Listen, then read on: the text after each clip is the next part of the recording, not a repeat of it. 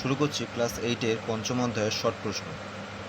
প্রশ্নমান 1 ও 2, কাদের মধ্যবিত্ত বলা হতো? ঔপনিবেশিক আমলে আর্থিক সচ্ছলতার ক্ষেত্রে যারা মাঝামাঝি স্তরে থাকতেন সাধারণভাবে তাদেরকে মধ্যবিত্ত বলা হতো। ঔপনিবেশিক আমলে কাদের ভদ্রলোক বলে উল্লেখ করা হতো? হিন্দু সম্প্রদায়ভুক্ত উচ্চ বর্ণের মধ্যবিত্তদের ব্রিটিশ ভারতে ভদ্রলোক বলে উল্লেখ করা হতো। কোন কোন শহরকে কেন্দ্র করে ওই ভদ্রলোকেদের সংস্কারমূলক উদ্যোগগুলি গড়ে ওঠে? কলকাতা, বোম্বাই, মাদ্রাজ এর মতো শহরকে কেন্দ্র করে। কত খ্রিস্টাব্দে কে বেঙ্গল গেজেট নামে প্রথম সাপ্তাহিক পত্রিকা প্রকাশ করেন? 1780 খ্রিস্টাব্দে ইংরেজ ব্যবসায়ী জেমস অগাস্টাস হিকি। 5 নম্বর, কত খ্রিস্টাব্দে কার উদ্যোগে বাংলায় প্রথম মাসিক পত্রিকা প্রকাশিত হয়? উত্তর 1818 খ্রিস্টাব্দে দিগদর্শন ও সাপ্তাহিক পত্রিকা সমাচার দর্পণ শ্রীরামপুরের মিশনারি মার্সম্যানের সম্পাদনায়। কে কত সালে সতীদাহ প্রথা বন্ধ করেন?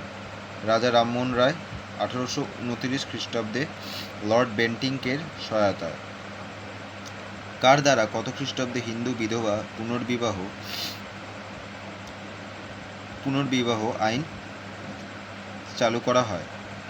1856 খ্রিস্টাব্দে বিদ্যাসাগরের উদ্যোগে।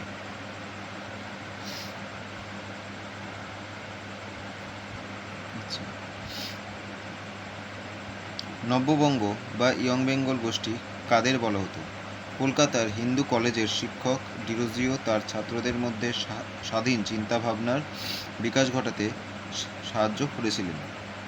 তার ছাত্রদের নব্যবঙ্গ বা ইয়ং বেঙ্গল গোষ্ঠী বলা হতো। কোন সময় থেকে মহারাষ্ট্র তথা পশ্চিম ভারতে বিধবা নারীদের পুনর্বিবাহের পক্ষে মতামত তৈরি হতে থাকে?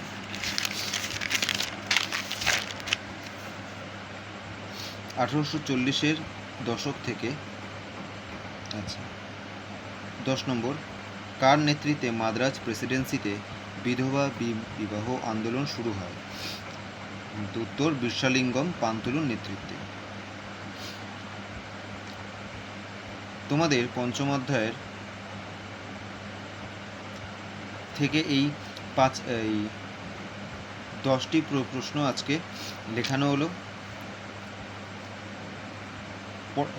পরের দিন এই চ্যাপ্টারের তো অন্যান্য যে শর্ট কোশ্চেনগুলি আছে তো আমি করিয়ে দেবো। Thank you.